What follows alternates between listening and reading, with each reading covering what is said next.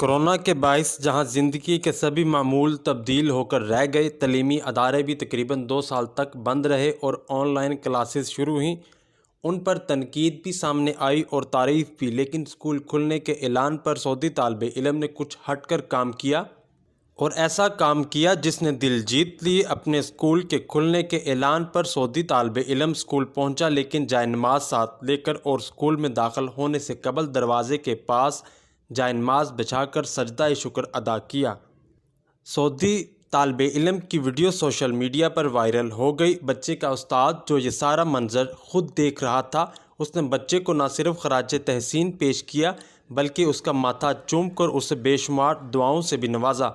استاد شاگرد کے اس عمل نے سوشل میڈیا صارفین کے بھی دل جیت لیے ہیں۔